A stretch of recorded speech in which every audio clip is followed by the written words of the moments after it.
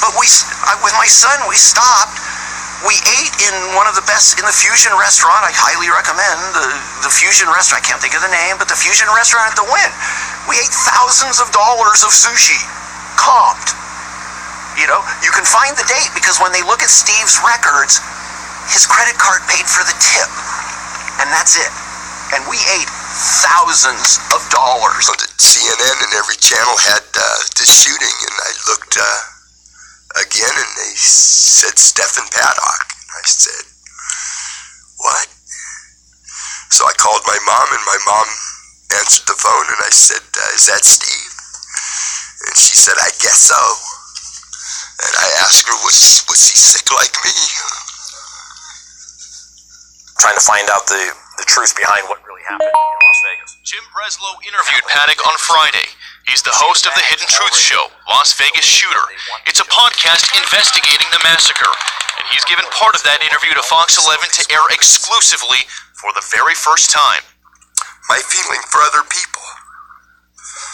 You know, I care more about the people that were hurt. Come on!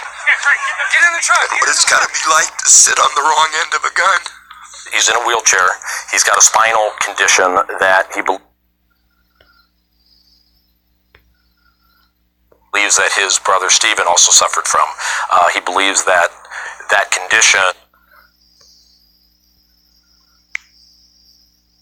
Now, the brother of the Las Vegas concert gunman has been arrested in North Hollywood. KCAL 9's Amy Johnson is live. She is in North Hollywood with more. And Amy, these are some pretty serious accusations. They sure are, Sandra. We're talking about 59-year-old Bruce Douglas Paddock. He was arrested here at the Four Seasons Healthcare and Wellness Center this morning. That's that brown building there. He was arrested on charges of child pornography and sexual exploitation of a child. Now, Paddock, seen here, is the brother of the Las Vegas shooter, Stephen Paddock.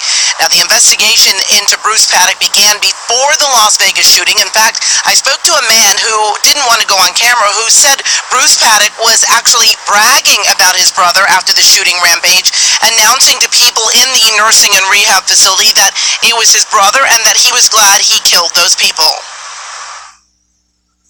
I think it's terrible. I really do think it's terrible. It's so horrible.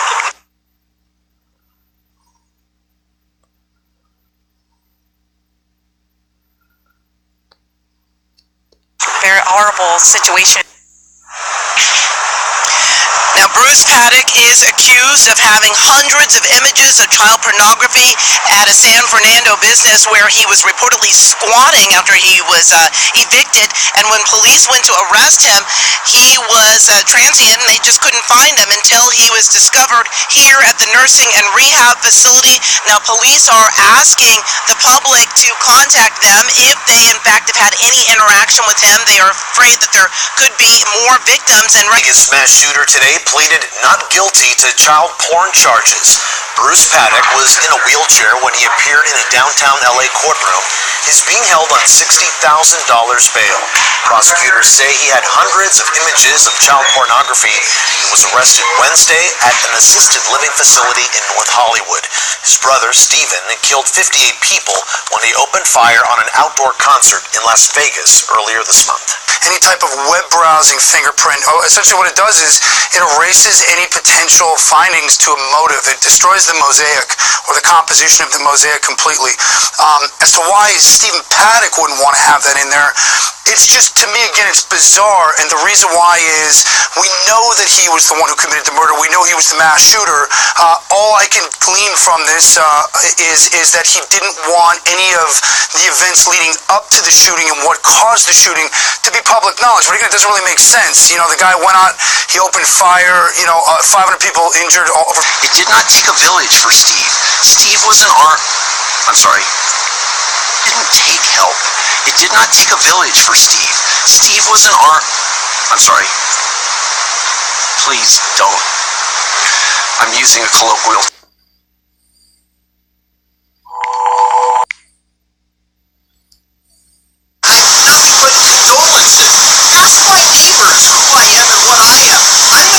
What's the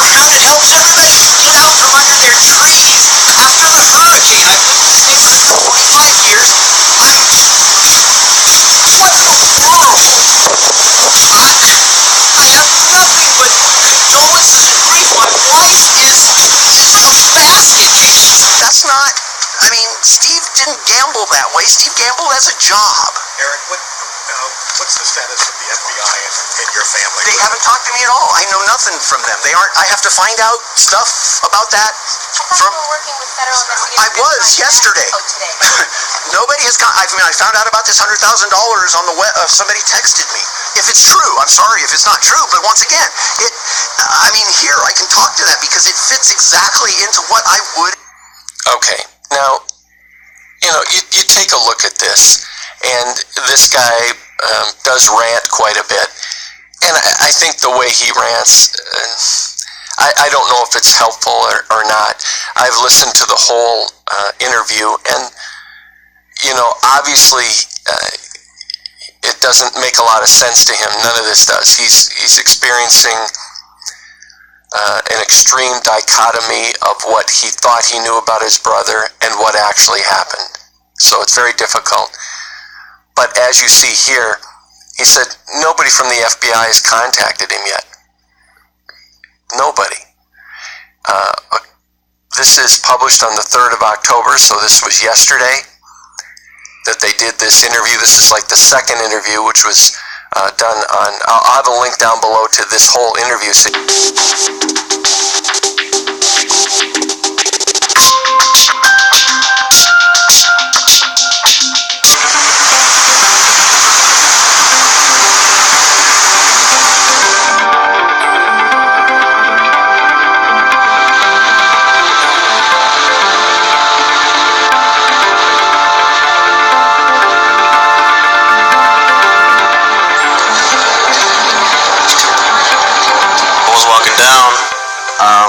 I heard rapid fire, and at first I took cover. I felt a burning sensation. I went to go lift my pant leg up, and I saw the blood.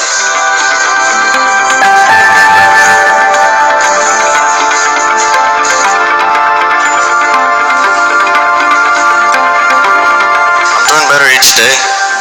Slowly but surely, just healing physically and mentally.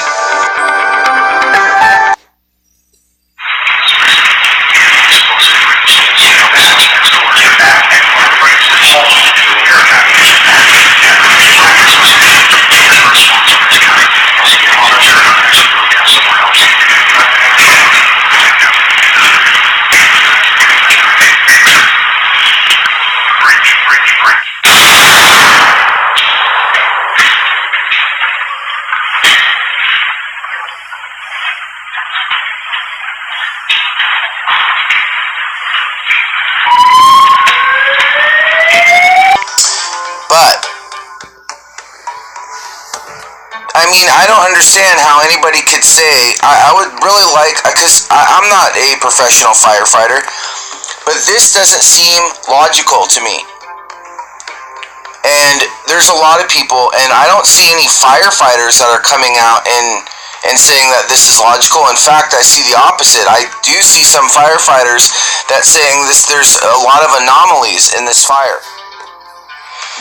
So, once again, let's take this structure. This premises has not cooled off yet.